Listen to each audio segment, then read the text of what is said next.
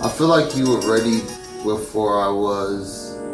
No, I don't feel like you were ready before I was. I do feel like you had a better understanding of what marriage entailed before I was. Like, I think I was ready for whatever idea of marriage that I had. Right. But I don't think that's what I thought marriage really was. Incomplete. Like, what marriage is incomplete is not what I thought it was. So I think maybe you had a better idea of that than I did. Yeah. I think men are more groomed to be fathers than husbands. Huh. Maybe. That was a really random. I said that without thinking about it at all. I didn't That's think an about interesting that. thought, though. I didn't think about that at all as it came on my mouth. But I think based off of the fact that men are groomed to be providers, I think more men are groomed to be better fathers. Or no, I don't even know if better is the word. But are groomed to be fathers more than they are to be husbands. I know it's important. No, you Like, have to know how to communicate. yeah, you gotta know. It's a skill. It's a skill because you gotta know how to communicate with your partner. Right. You can't. The way that I communicate with my homeboys is not the same way that I communicate with my wife. I can't bring stuff to her the same way or tell her stuff in the same way. And I wouldn't say I learned that from past relationships, but like I said, I will say I learned that I need to communicate really, really well from past relationships. I think that's the one thing, because my parents' marriage, it was relatively good. If there was any real trouble, I wasn't aware of it, which probably was how it should have been. They just argue. I feel like the communication was the only issue that they had, especially when I was younger, was that communicating with each other. Because you met my parents. Me and my father are very alike, and that we're shut up. I ain't even say nothing. But your face did. Homie, I ain't but even your say face nothing. did. A face can't talk. A mouth Yes, it can. A face can say a lot. A mouth talk. A face don't can say say nothing. a lot. A face don't say nothing. A face can say a lot. Ma'am. But keep going. So me and my father, we're very much alike to where we're extroverted, we're external, very direct communicators, and my mother, it's funny, my mother and Q are very alike to where they're more introverted, they're more kind of internal processors, and so it's really funny how that worked out. But I know the one thing that I probably took away from my parents' marriage, the only thing was don't do, is just to be better at communicating. Because me and Q, we don't argue. We don't do the yelling, screaming. We don't do that. I think we've in the 10 years, in the almost 10 years that we've been together, we got in a screaming match one time, and that's when I scratched my mama's car because I was one time. and because we're loud. Any other time we having a good time, we loud. When we laughing, we loud. But when we talking, we're just when we're having serious conversations. Mm-hmm. Even if we disagree with each other. But look, Courtney, I mean that. Okay. Well, yeah. Even if we disagree with each other, we don't get into yelling and screaming matches because that just isn't productive for us. And we'll take a break and come back to the conversation. Right. We'll chill and come back before. So look, girl, why don't we finish watching YouTube and then we'll come back and we'll be like, okay. Or he'll decompress, and that used to back when we maybe even 2 or 3 years ago, that used to get on my nerves because I'm very much I'm an external processor. So it's I need to say it and get it out. Let us know if y'all want to hear a video about how we communicate with each other. That could be a whole video. How an internal and an external processor communicates with each other. It's very interesting. It took us a while to learn. It took us a while to nail. But it was even 2-3 years ago. That used to be I used to hate waiting. Let me say what I gotta say, because for you, while you're processing it, for me, I'm just getting in my chest over and over again. Because my thoughts, I have to say what I'm thinking for it to make sense. Otherwise, it's just all floating in my head. See, don't say nothing to me while I'm processing. I'm gonna say something I don't mean. So yeah, that's very different. Very. So we can definitely have that, do that video. But what about you? So what are some good things that you got from relationships in your past? What has my daddy told us over and over? Forgive quickly, forgive often. Yeah. And if you're into it, or if you're arguing, don't get personal. Stick to what you're arguing about. Don't get personal. Don't start name calling. Don't start going off into tangents about family and other, like, whatever. If you mad about the trash not getting taken out, you need to focus on the trash not taken out. Huh? You stick to the trash. Right, you stick to the trash. If you mad about, I don't know, if he says something or she says something to you and that bothered you, you stick to what was said. You don't start going off and trying to, like, those are the three big things that my daddy constantly emphasized. And it's like, it's one of those things where you hear it, because my daddy, when we was engaged, my daddy was saying that when we first got married, because my father officiated. So, as we got closer to the wedding, he would reiterate that. And so, like, I think that was key, because we don't do grudges in this household. I can't stay mad at Courtney for longer than like an hour, because all she gonna do is we're gonna be mad at each other, and then she gonna come up and she gonna go like this. And I'm gonna be like, get off me, you irritating. Then she's gonna, physical touch is my love language. And I'm like, girl, like, I can't sit here, but you know who used to do that though? My OG, my mom. Yeah, mom would do if that. we would have an argument, she'll come in the room 15 minutes later and just start poking me and be like, don't poke baby, me. Come on, son. Don't. Come on, son. And I'm like, Mom, I'm upset. I'm angry at you. Like, let me be angry at you. I can't be angry at you when you're poking me and telling me jokes. Like, if I laugh, you can't be mad and laugh. You can't be mad and laugh at the same time. And it's like once it's resolved. Yeah. Like, I'm not. We try to make sure to resolve things as best as we can, which is another big thing. Like, I think it's real easy to hold grudges. Sure. If you ain't fixed the issue.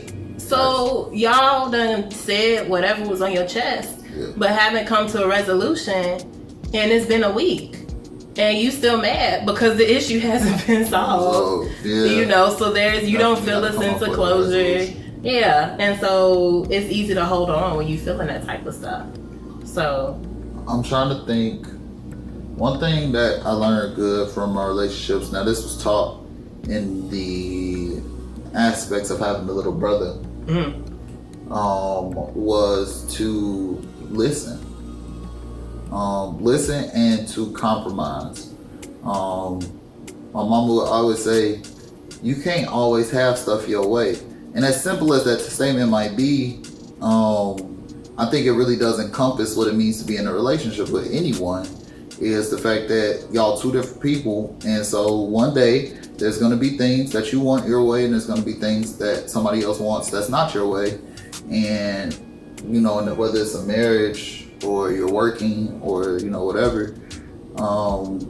In my case, having a sibling, man, sometimes you're just going to have to suck it up and watch Finding Nemo one more time.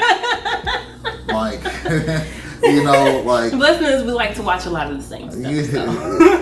But sometimes, and I think bringing that into my marriage was really beneficial. Like, it is a give and take, and so if you learn how to give early, then it puts you in a better position, I think, overall.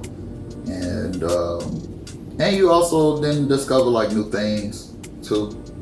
You discover new things that you think you might like. Yeah, because like I grew up an only child. Well, I am an only child. I grew up. I grew up. It's just me. But like I feel like my personality has always been. I feel like I've always been relatively giving. Like I don't think I'm a selfish person. I guess technically you're not an only child no more. You got two brothers and a sister. Yeah, I have my sisters and brothers in love. But like growing up, I am my parents' only child. And so I think that they instilled kind of that giving, because my family has always been very giving and they give freely. Yeah. And so I think that was something that I observed and picked up, because it's not even just my parents, it's my extended family as well. Like, they've been very giving. They like, and they give with good discernment. And I think that's something that has grown, or that's something that was kind of passively passed on to me through osmosis just by seeing it, you know. And so I think a lot of times, I don't know, I don't feel like we've had a ton of issues. I feel like compromise is relatively easy for us. Like, with compromise, both sides have to lose, both sides also gain something. And so I feel like that hasn't been a for real issue for us. Like, I know sometimes I may pout a little bit at first if I don't get my way. I do that sometimes, but like, I get over it. Don't.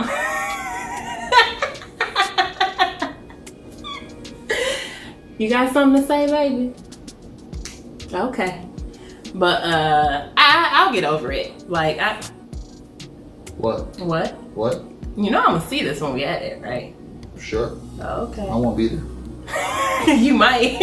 You might. But yeah, so that's something as well that I feel like I've learned, like, being giving and just the type of family that I want, like the type of environment. So what's one thing that you would hope that others, or maybe our children, would learn from our relationship? Jesus is the glue that binds. Facts. But I think that's I think that's like one of the main things, because part of what makes my family so free to give is the love of Christ. And like, honestly, when you realize that everything that you've received is what God has given you, and it's not yours because God gave it to you. So it makes it easier to give to other people, you know, especially if your family's taken care of and you're able to give, even if it may put you in a spot, but if you're able to give while your family's being taken care of, then you know, that desire to do so. But also, just like, I want our kids, or even our audience, to feel safe. Like, I want our marriage to be a sort of stability for them. Because I remember how rocked you were when your parents had split. And that shook you. And I didn't really know how to help you at the time, except for to just be there. Only the Lord yeah. could have helped, and he did. And you know, like, besides being there and praying with you and being there when you were frustrated, that's all that you had to do. Right, like, that's all that you could do. Right. And so, but seeing what that did to you, I don't want to do that to our kids. And so, like, I want them to, whether they learn good or bad, I want our marriage to be the first example of love that they have. Because these other, like, social media ain't it, TV ain't it, like, they are not good examples of love, of relationships, and I don't want them to learn from them. And I think one of the issues that we have is that as a society, is that there aren't a lot of examples of legitimate love. And so we see the drama, we see the dramatic, toxic, because they're entertaining. So that's what we see. And that's what people feed into. And so when now we have a bunch of people, go ahead and make them mad with this one, who desire love. But I mean, like, for real, right? We have a lot of people who desire love, have no idea how to communicate, got this cut off culture, So you're Facts. glorifying the fact that you don't know how to communicate with somebody that Cancel disagrees culture with you. is so crazy. Like, not even cancel culture, but like cutoff. Like glorifying and blocking people instead of resolving something. Like, oh, I don't have to explain. Like, if you actually want to be able to talk to somebody and be with somebody, you are going to have to explain. You can't just cut folks off because they hurt your feelings. Because hurt feelings don't always mean they wrong. Sometimes you wrong and your feelings just hurt about it. They not ready for that kind. I wasn't ready for it, but it happened. Like, if you look at what you see circulating on social media, everybody's talking about you can cut off whoever, you don't have to explain whatever, and you can do, like, just instead of talking and learning conflict resolution, people think you just block people. And you can't do that and then in the same breath cry about why you're not in a relationship, or talk about how lonely you are. Like, you lonely because you don't know how to relate to people. You don't know how to talk to people who think differently from you. They don't want to hear that though. I mean, look, and I'm not even attacking, like, because I had to, like, people. We understand that some people are harmful. Right. This does not apply to abusive, gaslighting, to like harmful relationships. We're not saying you should not stay where you are in danger. Yes. But if you are not physically, in danger, mentally, emotionally. right. But if you are not in danger and y'all just disagreeing on some stuff, or maybe you got into it and your first instinct is to block them or to just cut them off, like, that's not gonna work ever. Because if the person is right, even if their delivery is jank, like, if the person is right, yes, you can drone on and on about how the way that they said something or whatever, that can be addressed. But if they was right, sometimes you may do this certain thing. Sometimes you may have a bad behavior. And our first reaction naturally is to be defensive. Yeah. When something is brought to us. Like, we don't like being told about ourselves. We love telling everybody else about themselves, but we don't like being told about ourselves. And so, like, that's, again, that communication piece. You gotta be able to receive it just like you can dish it out. Man. And so bringing it back to things that we kind of had to unlearn, because one of the things, because communication was kind of the weak spot that I saw with my parents' marriage, I feel like I kind of had to start from scratch. Well, not from scratch. I kind of knew how not to do it, but I feel like I had to learn how to do it properly with you. And so, because you remember the first year that we were dating, we used to get into it like every other phone call. Like, and we was long distance because I was in Champaign. It's just about 2 hours away. I missed that time. I'm not gonna like, and he was a senior in high school, so he was busy during his senior thing. And so, like, and Q is kind of an out of sight, out of mind type of person. Like, there was a time where I took it personally, but I realized he's like that with everybody. So I've learned not to take it personally anymore. But, like, at the time, we're still pretty new. And so I got tired of having to apologize every other phone call because I done said something or did something. My pride can only take so much. Like, I was just like, I'm tired of apologizing. Let's just do this right.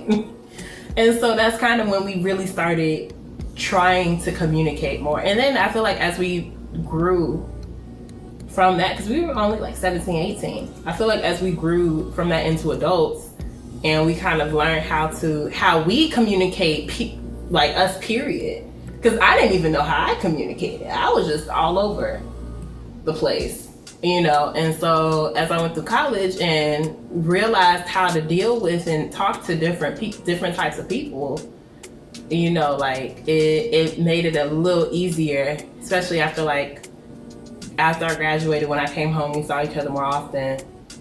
Made it a little easier to transition into that. So like we said, be on the lookout for our communication video, because as you can see, a lot of, at least for me, communication, for both of us, learning communication styles was super vital, and making sure that we not only loved each other but that we liked each other. So as y'all can see, communication is super important, so keep an eye out. There'll probably be a video that we'll drop really soon to continue to talk about that. But if there are any other topics that you would want to see, or anything that you would want us to expand upon that you might have saw in part 1 or part 2 of this video, please let us know. We wouldn't mind trying to explain or expand on any of the ideas or things that we expressed. Yeah, for sure. As always, hit the subscribe button.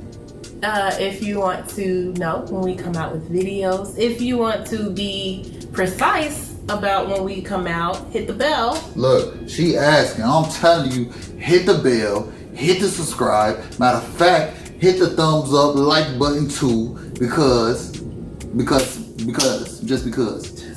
Okay, chill, Debo. Mama gave me that. Chill, Debo. But so hit the notification bell. It will let you know as soon as a video is out, so that you can keep up with us. And otherwise, thanks so much for tuning in, y'all. Appreciate y'all. We'll see you next week. Yes, sir. Peace. Peace.